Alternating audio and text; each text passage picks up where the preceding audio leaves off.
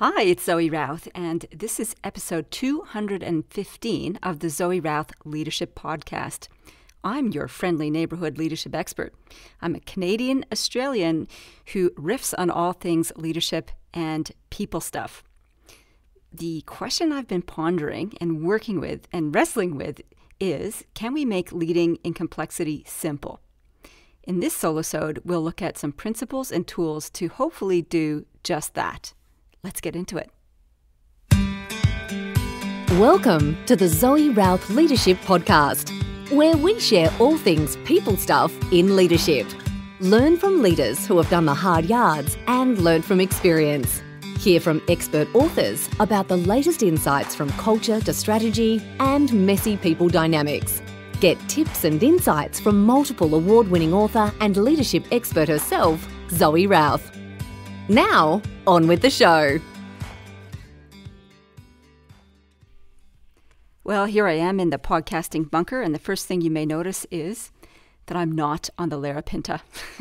So in the last episode, I was super stoked to be heading out on this grand adventure that I've been planning for years and looking forward to for years, and it was not meant to be.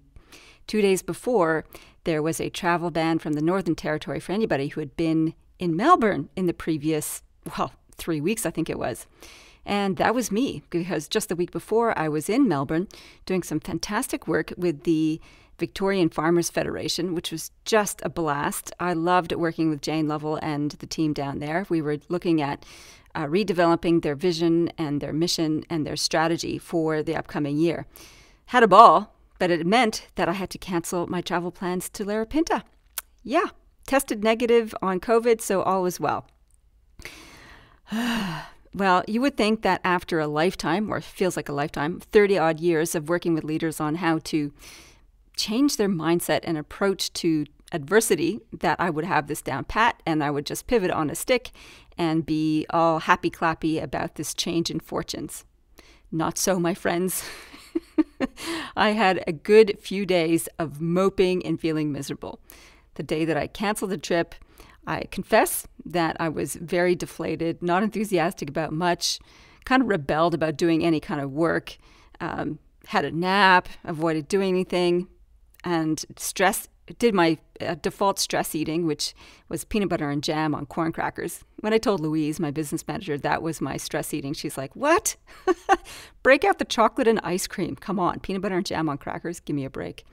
I'd love to know what your stress eating habits are. Maybe we can have a joke about that. In any case, I moved through that phase, and now I am definitely looking on the upside. Seriously. And the upside is this. It's given my back a chance to heal even more. So you may recall I injured my back in March, and it's been a long road to recovery. And it's only just come good about a week before I was due to depart. And not even come good, like solid come good, but free of pain, but still niggly. So that's a benefit. You know, I've got another year, because I've rescheduled the trip until next year, to get my back right. And it's also meant that I can now dive into a couple of projects that were going to be squished in July anyway. Now I can get them done in June. And one of them is working on my novel. Yes, I had been avoiding working on the novel through the 6 previous weeks because I was so flat out with work.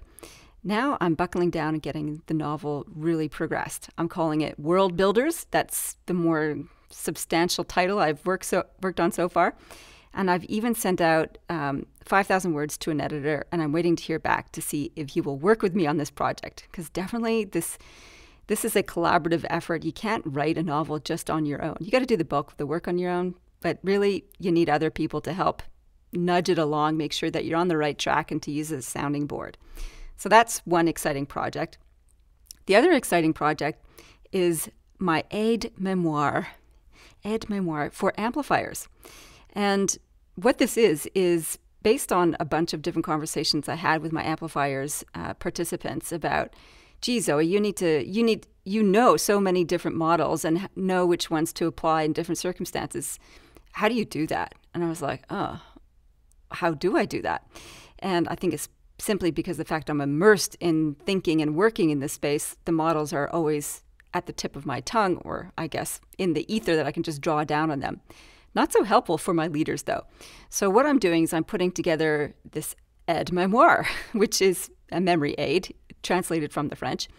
And the idea is if you have a question like, my chair is bothering me and I'm having conflict with them, how do I resolve this? You can flip to page 20 and here's a process, some questions, or a model to help you unpack and deal with that.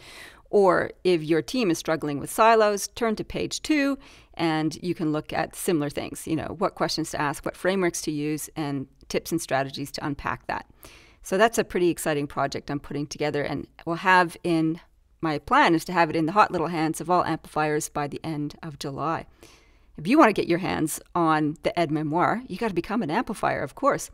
And it's my community of CEOs, managing directors, and senior executives from across sectors, where we look at elevating your leadership thinking and practice so that you can lead in complexity, which is the topic for today's podcast, which we'll get to very shortly.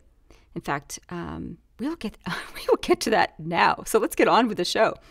The question I've been tackling in my own brain and with the amplifiers this season is, can we make leading in complexity simple?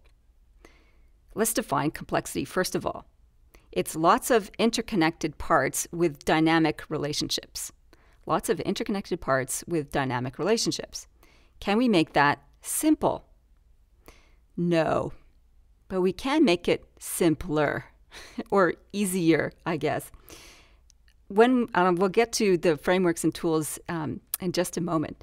Before we do, though, when I was contemplating this question, I also had the question, what is leading in simplicity? If we're looking at leading in complexity, what's the antithesis of that? What is leading in simplicity?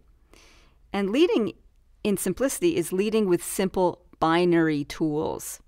Things like right or wrong, us versus them. You're either with us or against us. It's now or never. It's sink or swim. And these kind of binary choices make life really simple, right? It's this or that. That's it. And in some ways, it's so much easier when you have one choice or the other. And really, these are the hallmarks of earlier stages of leadership maturity, when we see the world as a more simple beast, where we really have these rules and we really do perceive ourselves and others within this particular right or wrong context. And there's so much comfort in it, but there is so much peril in it as well. Because right or wrong, if you look at that particular tool, makes and maintains enemies. So I'm right, you're wrong. It means that we're on opposite sides of the fence. How can we bridge that? We can't, because I'm right and you're wrong. There's no room for possibilities in this kind of binary thinking. It's this option or that option. There's no other option. There's no third option, no third way. And I think the third, fourth, fifth ways are what we are looking for when we're looking to lead in complexity. And I want to point you to an example of how to do this in one of the books I read recently called Untapped Talent by Jeffrey Korzenik. Probably mispronounced that, maybe not. Untapped Talent. And this book is about how employers can go about employing people who've been through the prison system. Now, he's based in the United States, and he uses a lot of American examples. And yet, what I thought was really wonderful about this particular book is that it challenges the binary thinking around prisoners, And you can't employ prisoners if you think, if you've broken the law, you're not a good person. If you've broken the law, you can't be trusted. That's binary thinking. And the whole book unpacks how we can change this dynamic, how we can help the individuals themselves come to see themselves as contributing members of society that have something to offer and something to learn, and they can not be branded and anchored to the past by one mistake or many mistakes that they've made previously, and that they can do things differently. It takes a whole community and a very complex response to supporting them to become employable and reliable employees and contributing employees. It is, however, possible. Binary thinking doesn't allow it to be possible. So binary thinking drives exclusion. So you're either in the group or you're out of the group. You either follow the rules or you're out. Binary thinking blinds us to possibilities. So there is no third way in this or that. And binary thinking kills innovation. there's one solution or there's not. So what we want to do instead is that we want to use and instead of or. Instead of this or that, what have we considered this and that? How can it be right and wrong at the same time? Here's a personal example of right and wrong, or feeling good and bad at the same time. I remember when my neighbor Nick came round and to tell me that he had taken a job, and him and his wife Susie were moving to Queensland. And I was at once devastated and happy for him. And that's what I said. I'm like, Nick, that is just so fantastic. Like, it was a dream job for him, wonderful opportunity. And at the same time, I was welling up with tears because I'm like, I'm going to miss you so much. And that's an example of how you can have one thing be two things at once. And this is being okay with paradox. This is being okay with polarities as well. And we'll talk about polarities in a later episode of the podcast coming up. So you can sit in two things at once. And when we start to play with that, we start to be more flexible. We can see other opportunities. We become less reactive, which is absolutely what we need if we're going to lead through complexity. So I think in order to lead through complexity, we need a couple of principles and some tools. So I'm going to go through a few of them for you today.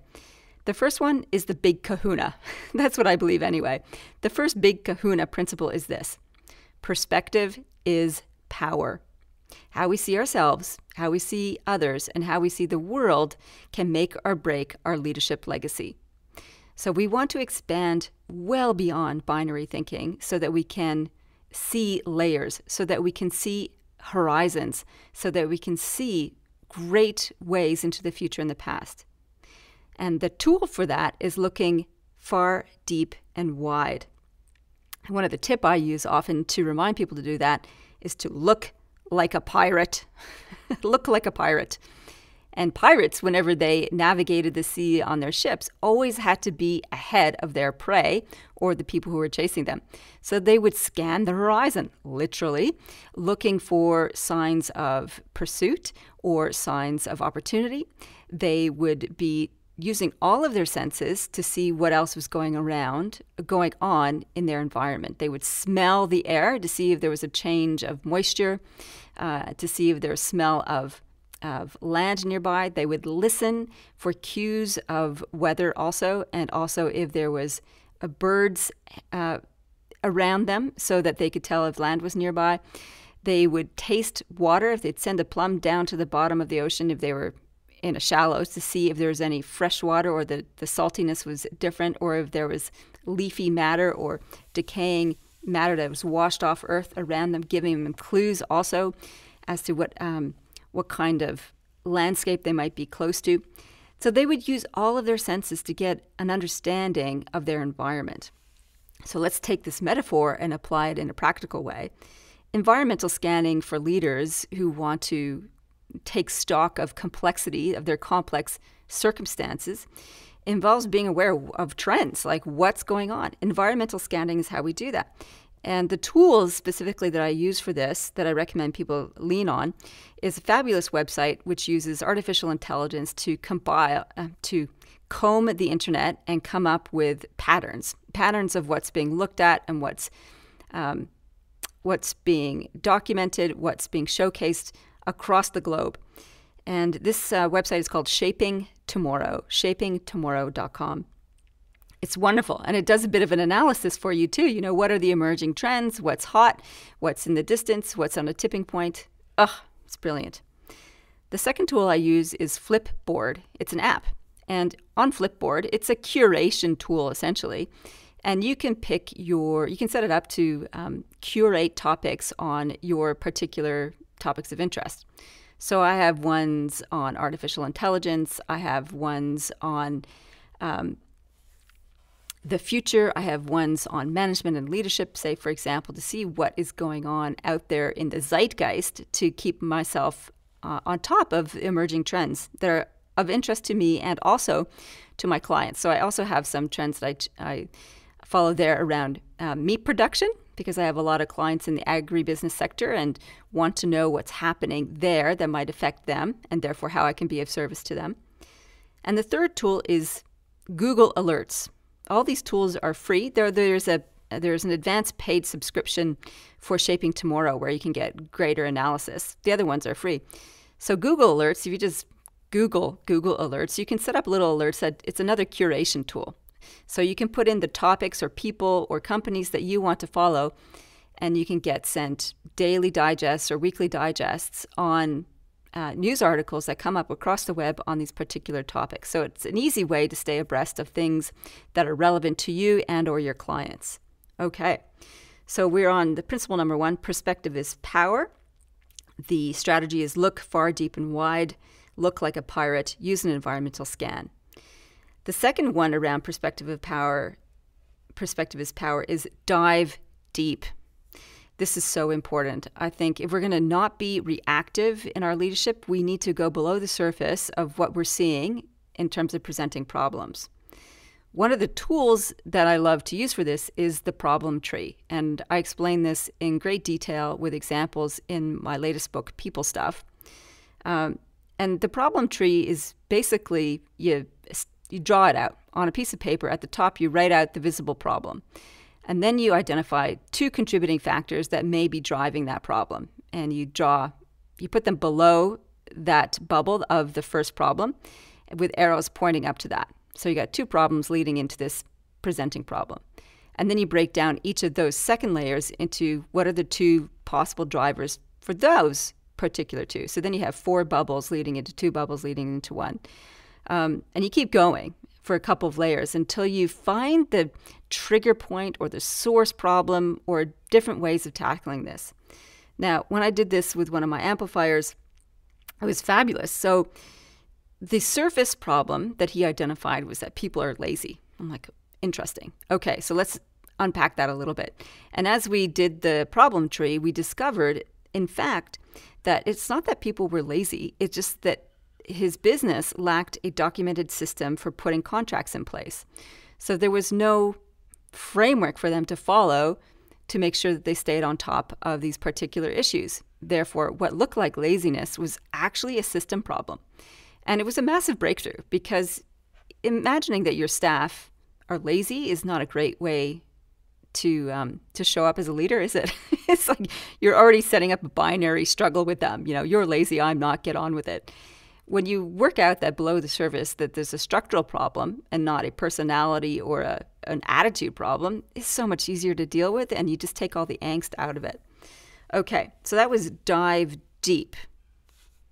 All right, I'm just moving my notes around in case you hear the paper rustle. Principle number 2 is when in doubt, lead with questions. And the interview that we did recently with Kate Christensen is fantastic on this, and that's episode 213, so just two episodes back. So go ahead and go back and listen to that. Pick up her book as well on curly questions. She is an expert at asking difficult questions and creating the space for people to really examine the tough stuff and to create new options and new ways of looking at things. Some of the questions I love to shop around with leaders when we're tackling difficult or complex issues are things like these ones. What do we believe to be true and why? And this is quite a confronting question, actually, because it asks us to interrogate our sense of truth. And that's hard. When you think when you feel in your bones something is true, we often don't stop to question it. And when we do, we're like, oh, hang on, where do we get this assumption? Because that's what it is. And that's sort of leading to my next question is, what are our assumptions about this issue? Where can we find evidence to prove or disprove these assumptions? And this is also really powerful.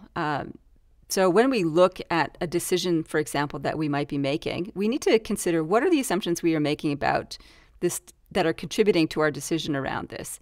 For example, we might say, we assume that international travel won't begin before June 2022. All right, that's an assumption. Is it a truth?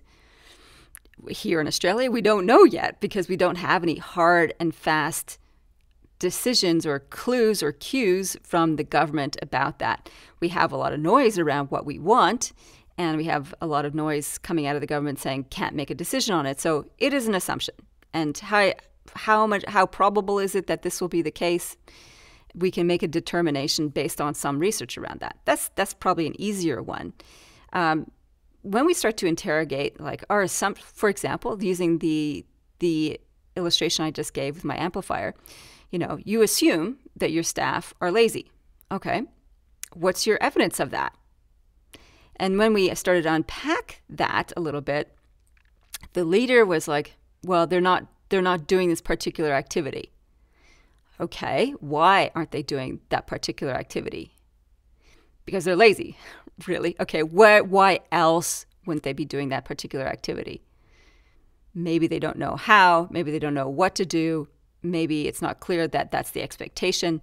So all of a sudden we started to surface other possibilities about why this issue was happening. And it was because we had stated an assumption instead of challenging that assumption. Next question is, what's at stake for each of us and all of us? And this is a way of surfacing biases. So if we've got a lot at stake in the issue or the decision to be made, or the options to consider, we will come to the table with our agendas. Sometimes those agendas are really emotive, and sometimes they're less so, and sometimes they're hidden even to us. So we need to be mindful of that. So we can unpack some of those biases by asking this explicit question: what biases might be at play? And you can go for some of the big ones that often get in the way of making good decisions. Things like confirmation bias, where we look for evidence to prove our point and ignore evidence that disproves our point. So we need to be careful of that. We've got the sunk cost fallacy, which is a really big problem for leaders and organizations. And that one is, we've already put so much time and energy into this, we can't let it go. So is that at play for us? Is deference to authority at play? Where is this directive coming from? And are we just saying yes to it because we want to please the boss? And here's another one. What cultural norms are guiding our response to this? And I've just finished a book by Erin Meyer called The Culture Map, where she unpacks various dynamics at play across different international cultures. So different countries, if you like. And it was an absolutely fascinating read to discover things that we consider defaults or as the way of being in the world. Things like meetings, right? So in different cultures, the way that we do meetings or schedule meetings can be quite different based on how we see and experience time. So we might have a linear view of time, such as a lot of Western countries, Australia, US, UK, and Canada have a linear view of time. We experience time as a start, finish, progress point. Other cultures have a very cyclical view of time, and that's because they live in some of them live in a very nature-based society. So they are governed by the experiences of the seasons, which are volatile and not always consistent, and their pressures for time are quite different. So industrial societies have very much a linear view of time because we need factories to work on a particular, to be very regulated and very systemized, as opposed to a more organic way of living, which is to the rhythms of nature. So whether you start work at 7 a.m. or 7:30 a.m. doesn't really matter in those kinds of cultures when you're depending on the weather and relationships of the people around you to come to the fore to get the harvest planted, to get things organized in the community, that kind of thing. That kind of blew my mind thinking about it. It's like, wow, well, no wonder we have so many challenges when we're trying to organize things cross-culturally. And sometimes you don't know that these are differences, and we just experience them as rudeness. It's like people aren't behaving the way that we think are the way that you're supposed to. And until you have these things pointed out, it can just be absolutely gobsmacking. So that book, again, is Culture Map, Erin Meyer. So when in doubt, lead with questions. And those were a handful of questions that you can have in your toolkit to whip out whenever you're considering making decisions in complexity. Now, the third principle is this: know the patterns, manage the people. And there's lots of maps that we can use to have a look at the territory of human behavior. There are so many. You'll be familiar with some of these. Some of them are profiling tools like Myers-Briggs, like DISC, TMS, LSI. There's a whole heap of them, and all of them are useful in their own particular way. None of them give the full, complete truth of what it is to be human. And I think that's another really important thing to take into consideration, is that if you have a particular favorite tool, and it's the only tool that you've been exposed to, be careful that you start seeing everything as a nail because all you have is a hammer. And I think leaders should be exposed to as many different maps of human territory as possible so that they get a more nuanced view of what is going on for people. So not every tool, not every map is useful when looking at people dynamics. Hence why I'm developing the Ed Memoir. So I'm giving people a whole bunch of different tools to have a look at their particular challenges from different angles. I even have one of the maps in my book, People Stuff, called The Four Devils of People Stuff. And it's a map that I use to map out what kinds of difficult issues are leaders contending with, what are some possible drivers for that, and what are some solutions to it. It's one map amongst many that you could possibly use. So my big tip for you here is, if you're not an amplifier, start creating your own Ed Memoir. Collect models and maps as you learn things, as you read books, as you listen to podcasts. Create your own digital one or printed version of that.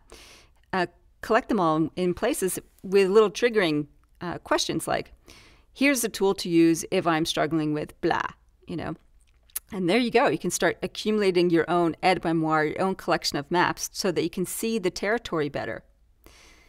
All right. So that's coming to the end of today's question, or some solutions, or some advice anyway. Can we make leading and complexity simpler? And the three principles are: perspective is power, look far, deep, and wide, look like a pirate and dive deep. The second one is, when in doubt, lead with questions. And the third one is, know the patterns, manage the people. Well, if you enjoyed this, I really hope you did. I'd love to hear your insights, or if you have 2 cents to throw in the mix, I'd love to hear your feedback. Feel free to email me, zoe@zoerouth.com. And if you want to interact with other big thinkers with big hearts who want to make a big difference, this is my Amplifiers group. I'm passionate about building this group. It's my quest for world domination. No, it's not. Of course not. I'm not trying to dominate the world. I am trying to create a catalyst of change where people can lead and navigate complexity better so that they can make more wise and compassionate decisions. And when we have better leaders, we have a better world. And that, if that resonates for you, if you want to up-level your leadership thinking, up-level your leadership practice, my community of CEOs, managing directors, and senior executives from these diverse sectors, which is wonderful to have so many people from very different backgrounds come together, because, again, perspective is power, and you get little insights from people from all over the place, which adds to your kaleidoscope lens on the world. We are all committed to improving our influence and growing our impact.